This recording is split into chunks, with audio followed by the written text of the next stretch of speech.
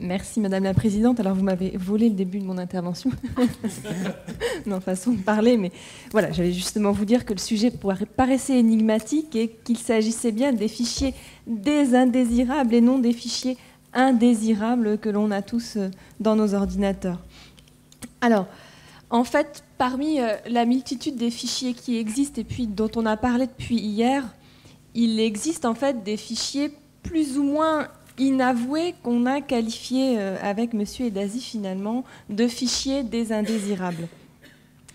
Alors, qu'est-ce qu'il faut entendre par là? Finalement, l'idée, c'est que l'indésirable, c'est celui que l'on veut éviter. Celui auquel on ne préférait ne pas avoir affaire parce qu'il nous dérange, il nous gêne. C'est le voisin trop curieux, celui qui parle trop fort, celui qu'on ne veut pas croiser quand on sort de chez soi. Alors, si nous, particuliers, nous sommes amenés à vouloir éviter ces indésirables, ces gêneurs, les entreprises, les syndicats, les associations, eux aussi, veulent éviter toutes ces personnes. Et pour ce faire, ils vont créer un certain nombre de fichiers qui vont les amener à éviter les risques d'impayés, éviter le client qui ne paiera jamais sa facture, fichier qui peut permettre de prévenir les contentieux, éviter les clients trop tatillons, pour ne pas user un autre mot, mais celui qui ira au procès quoi qu'il arrive, et fichier enfin qui veut nous permettre d'éviter les incivilités en interdisant les supporters trop démonstratifs. Alors, au regard de la loi de 1978, dont on a beaucoup parlé depuis hier, tout évidemment ne saurait être permis. Il existerait déjà des fichiers illégaux, des indésirables, que l'on ne peut pas ficher. Mais il existe à côté de ça des fichiers parfaitement légaux, des indésirables, que l'on est en droit de ficher. Alors déjà, pour ce qui est des fichiers illégaux, des indésirables que l'on ne peut ficher, il faut déjà noter, mais Mathieu en a parlé tout à l'heure, qu'il y a des données qui ne peuvent être collectée et que la règle est que la donnée à caractère personnel doit être collectée si elle est adaptée, pertinente et non excessive au regard des finalités du traitement qui a été réalisé donc par le responsable du traitement. Or, parmi toutes ces données et tous les organismes que j'ai cités précédemment qui souhaitent ficher les indésirables, j'ai pu constater qu'un certain nombre d'organismes, agences immobilières, magasins de vente en ligne, n'étaient pas toujours très corrects dans l'utilisation des fichiers et finalement avaient des données parfaitement inutiles, excessives et inadaptées, et ces données donc constituaient des fichiers pour eux d'exclusion. Alors à titre d'exemple, concernant les agences immobilières par exemple, entre 2010 et 2011, la CNIL a opéré un certain nombre de contrôles dans ce secteur pour vérifier la correcte application de la loi. Il est apparu au cours de ces contrôles que ces agences immobilières collectaient déjà des données inutiles. Inutiles parce que finalement, elles exigeaient de la part des candidats à la location qu'ils fournissent des pièces préalables à la conclusion des bails, pièces qui ne sont normalement pas nécessaires dans un dossier locatif normal. Par exemple, alors, certaines agences demandaient aux candidats de fournir leur numéro de sécurité sociale, l'attestation de bonne tenue d'un compte bancaire, le jugement du divorce, l'extrait du casier judiciaire ou du dossier médical, l'âge des enfants, la copie de la carte grise, etc. Pourtant, pour faciliter la tâche de nos agences immobilières, la CNIL a édicté une norme simplifiée relative justement à la gestion et à la négociation des biens immobiliers, afin d'indiquer clairement au bailleur la liste des pièces qu'il était en droit de demander. Et les pièces que j'ai nommées précédemment ne font évidemment pas partie de cette liste. Alors, s'il n'y avait encore que des données inutiles, mais il y a aussi des données dites excessives. Alors, je m'excuse d'avance pour les termes que je vais employer, mais comme il est tard, je pense qu'on a le droit. Alors, parmi les données excessives qui ont pu être notées et qui se trouvent finalement sur des commentaires laissés dans une zone dite de libre commentaire à l'adresse des agents immobiliers, on a pu trouver gros con, cas social, folle, enquête du SRPJ en cours, problème d'alcool et d'expulsion d'un logement, ou encore cette mention, il sentait l'alcool lors de la visite, 3 petits points. Mais tout ça, c'est moi. Alors, Évidemment, il y a aussi des données sensibles qui sont collectées, puisque la loi nous parle de certaines données plus sensibles que d'autres. Alors, femme enceinte semble avoir la maladie d'Alzheimer, famille de juifs très pratiquants, propriétaire et prêtre à la retraite. Voilà pour les agences immobilières. Des mêmes contrôles ont pu être effectués auprès d'un magasin très connu de vente en ligne, je peux citer le nom puisqu'il est dans la décision qui n'est pas anonyme, qui est la société Boulanger. Elle aussi a fait l'objet de contrôles en 2015, et un certain nombre de contraventions aux dispositions de la loi 78 ont pu être notées. Alors, au titre des termes qu'on a pu retrouver, on trouve client très agressif, n'a pas de cerveau, le client est chiant, con, casse-couille. On trouve aussi des données, encore une fois, très sensibles. Client juif, cardiaque et client qui s'est fait opérer d'une hernie discale il y a 3 mois. Il faut juste noter au passage qu'heureusement, la CNIL ne sanctionne pas les fautes d'orthographe parce que hernie discale, c'est devenu une personne quasiment, donc sans H, monsieur hernie, et au lieu de discale, on lisait fiscale, par exemple. C'est l'hernie fiscale. Mais bon.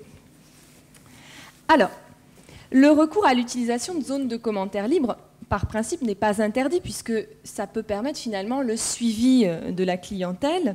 Ce qui compte, c'est que les informations qui soient collectées soient objectives et qu'elles aient un lien avec la prestation commerciale, ce qui, vous le voyez bien, n'avait aucun rapport dans les cas que j'ai pu vous citer.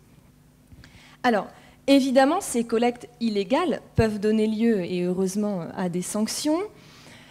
D'abord, la CNIL peut être amenée à adresser un avertissement aux responsables du traitement pour qu'ils cessent le traitement illégal de ces données. S'ils ne répondent pas à l'avertissement, ils peuvent être aussi mis en demeure de faire cesser le manquement constaté dans le délai qui leur a été imparti. Et puis, si jamais après cette mise en demeure, ils persistent, la sanction peut être pécuniaire, avec une injonction de cesser le traitement et une publication non anonyme, ce qui a son importance pour certaines sociétés, de la décision. Alors les sociétés que j'ai pu citer ont fait l'objet de sanctions. La société Boulanger a été mise en demeure de faire cesser la collecte des données et de faire disparaître les données qu'elle avait pu collecter, mise en demeure qu'elle a suivie. Et en 2015, vers le mois de juin, la procédure a été arrêtée, donc à l'encontre de cette société. Pour ce qui est des agences immobilières et de la société Foncia, puisque je nomme, autant aller jusqu'au bout, elle a été plus tardive à répondre aux injonctions de la CNIL. Disons qu'elle n'a pas non plus apprécié les sanctions dont elle a fait l'objet. Elle a porté l'affaire d'ailleurs devant le Conseil d'État qui a confirmé la sanction. Et surtout, elle avait demandé à ce que la sanction soit anonyme et que la décision soit anonymisée. Le Conseil d'État a répondu que ce n'était pas possible et que la sanction serait bien publique et que le nom de Foncia apparaîtrait bien dans la décision finale. Alors, voilà brièvement, pour résumer cette idée, qu'il existe des fichiers parfaitement illégaux, des indésirables que l'on n'a pas le droit de ficher. Mais il existe à côté de ça des fichiers légitimes, des indésirables que l'on est en droit de ficher. Ici, les conditions de la légitimité sont posées par l'article 25 de la loi de 78, qui indique que si l'on veut mettre en place un traitement automatisé de données qui, par leur nature, leur portée ou leur finalité, entraînent l'exclusion de certaines personnes d'un droit, d'une prestation ou d'un contrat, si l'on veut mettre en place ce type de traitement, il faut l'autorisation de la CNIL. Alors, ici, un principe de transparence est posé pour mettre en place ces listes noires. Le traitement, déjà, doit être effectué de manière loyale et les personnes concernées par les données collectées doivent être informées qu'elles font l'objet de cette collecte, qu'elles vont se retrouver dans une liste noire et elles doivent être à chaque étape de cette collecte informées du processus qui est mis en œuvre. Alors voilà, encore une fois, les vœux pieux de la loi, et on va voir à travers quelques exemples, mais il y en a beaucoup, que c'est compliqué de mettre en place les autorisations de la loi, et que même quand il y a autorisation, il y a parfois des dérives de la part des personnes qui les ont obtenues.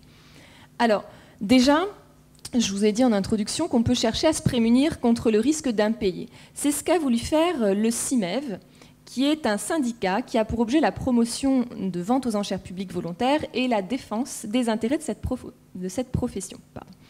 En 2011, il a demandé l'autorisation à la CNIL de mettre en place une liste de mauvais payeurs. Liste à partir de laquelle il décidait que les personnes fichées ne pourraient plus acheter des objets aux enchères publiques. Et puis en cours de procédure, la procédure étant pour le CIMEF finalement trop longue, il a décidé d'arrêter, d'abandonner sa demande d'autorisation, mais il a malgré tout laissé subsister le traitement des données collectées. Alors, plusieurs personnes fichées ont porté plainte auprès de la CNIL. La CNIL a alors fait une opération de contrôle et à la suite de ces investigations a pu constater que ces listes noires avaient été mises en place en l'absence d'autorisation.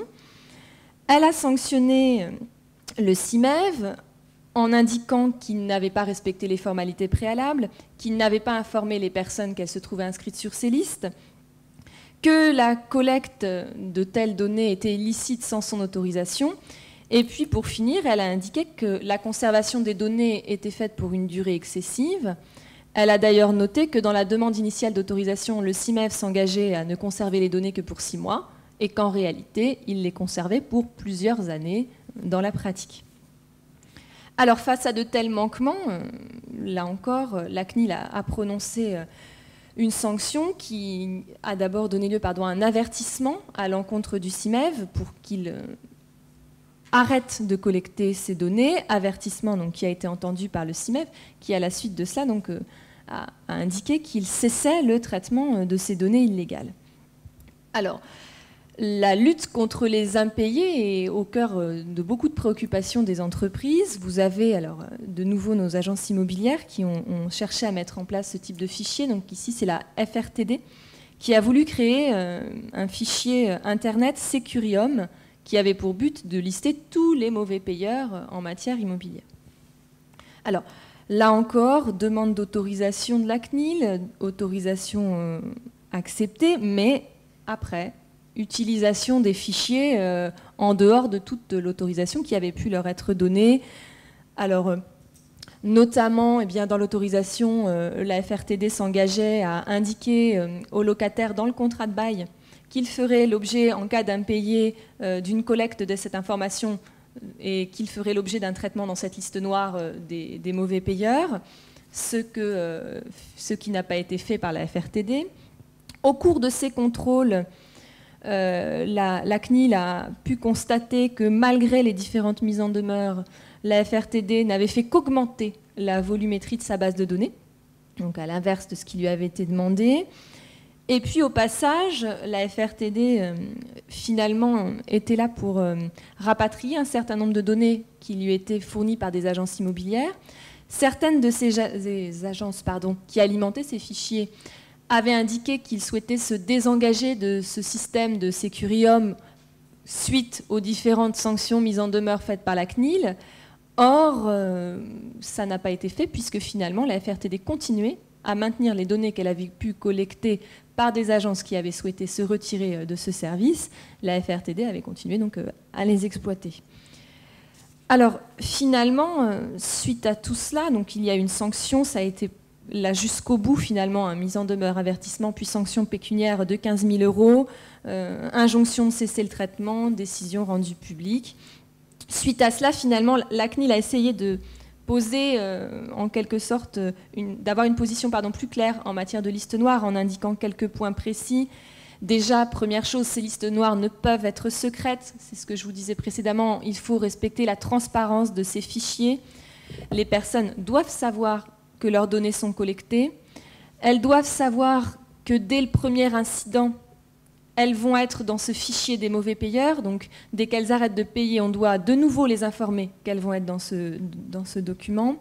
Puis, le cas échéant, leur mentionner la fin du fichage si elles arrêtent d'être des mauvais payeurs et qu'elles payent. Ensuite, il faudra aussi que les données traitées restent pertinentes, c'est ce que je disais tout à l'heure, pas de données excessives, des données adéquates. Il faut garantir, et on en a parlé dans le début des interventions, un droit à l'oubli. Ici, le droit à l'oubli se manifeste par la suppression de l'inscription dès la régularisation de l'incident qui a conduit à l'inscription de la personne dans cette liste. Et puis enfin, un dernier élément clé, c'est assurer la sécurité et la confidentialité des données.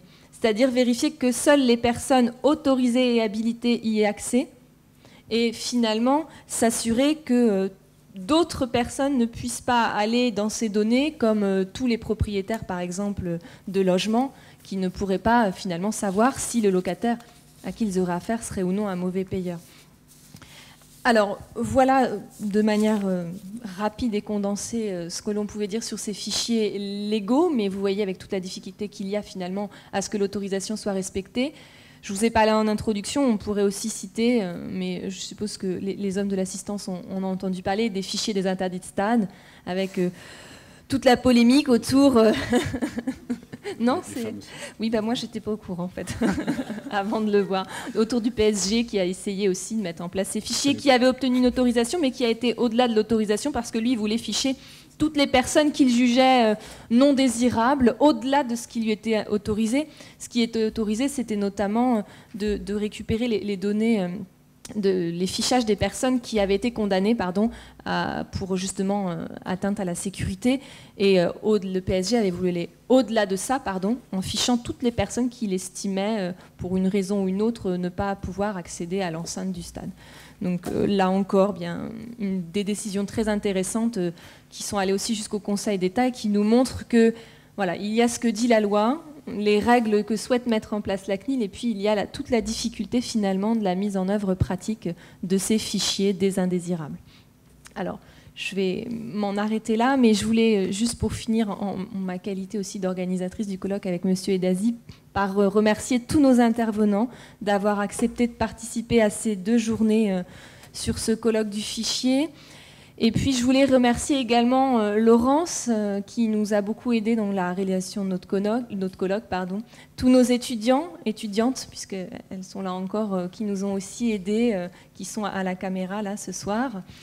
Et puis remercier aussi le public qui a été nombreux, qui est venu malgré le froid, qui est resté. Et puis je terminerai juste par une touche d'humour en disant que...